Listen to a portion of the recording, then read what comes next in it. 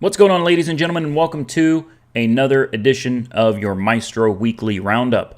Today we've got 3 news articles to talk about, and we're going to jump right into this. Number 1 is from NPR, and it's an interesting question. Uber's online-only restaurants, the future or the end of dining out? So this article starts out talking about La Gran Via Bakery, and it's been around since 1978 with 3 generations of pastry chefs making cakes, cupcakes, and traditional Latin American pastries. And then something really interesting happened.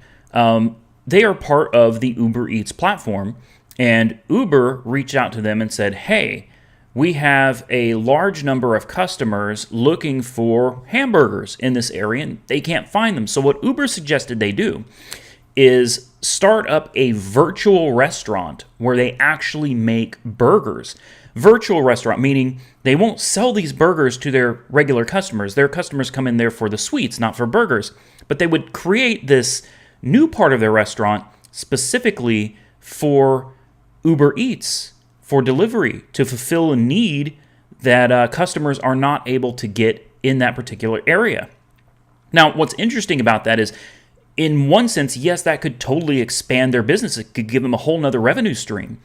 On the other hand, the part that kind of scares me is if we can get every food, every item, everything that we want delivered to us, will that, as the title suggests, stop us from actually going out and doing anything?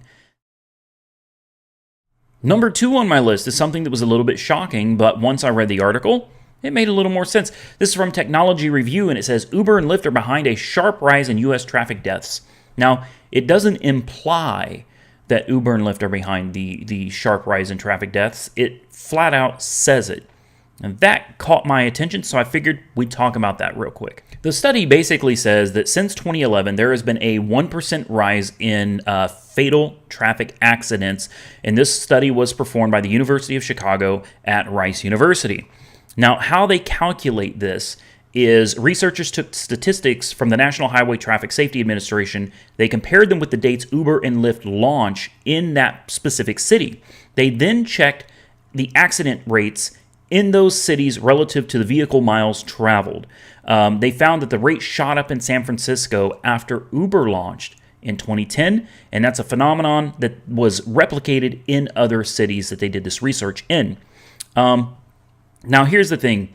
The study adds to a growing body of research on ride-sharing companies. Recent studies have found they increase congestion and cut the use of public transportation. Cities are starting to respond to harms perceived or otherwise. New York City Council introduced a cap on ride-sharing in August, for example, and that is absolutely true.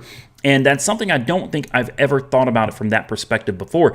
From my original perspective, I was thinking ride sharing should decrease traffic congestion. It should decrease accidents, decrease accident-related fatalities.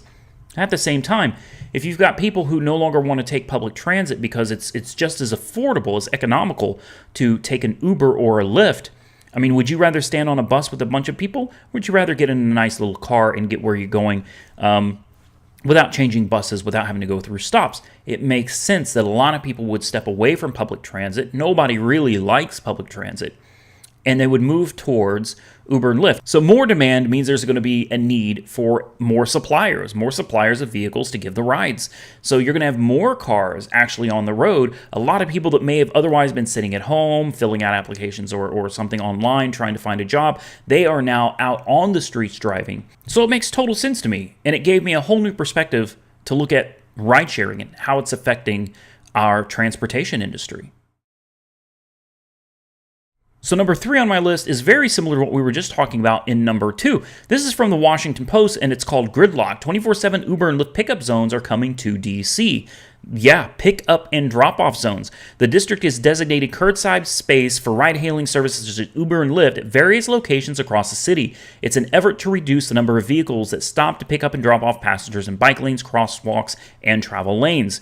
So they're adding these zones to, right now, 5 popular entertainment hotspots where visitors are dependent on rideshare services to get around. So now, I think this is a great idea. I think many bigger markets should implement such spots for dropping off and picking up passengers. I know in my market, and this is not a big market, you know, Oklahoma City is a very small market, but it's very difficult sometimes, especially when, you know, it's nighttime on a Saturday, to find anywhere to get over to let people off. So you end up sitting in the middle of the street. It's dangerous for everybody. I think more cities should implement something like this.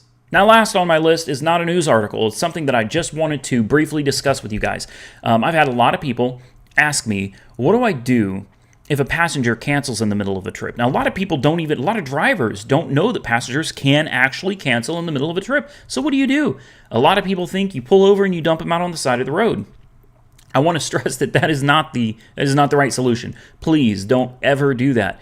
Uber and Lyft both recommend that if this scenario occurs, take the passenger all the way to their destination, drop them off, and then report the problem through the app. That's why it's always good to keep track of where your pickup point was and where your drop-off location was. So if this happens and you see that your ride has been canceled, your trip has been canceled, continue on, take the passenger to their destination. There's no need to confront them, no need to start any drama. Drop them off, get the address you dropped them off at, and then send this to Uber or Lyft, report this through the app, let them know of the situation, and you will be reimbursed for this. So that's going to be it for this edition of the Mystro Weekly Roundup. Thank you all for joining us today. I look forward to seeing you next week in the next one.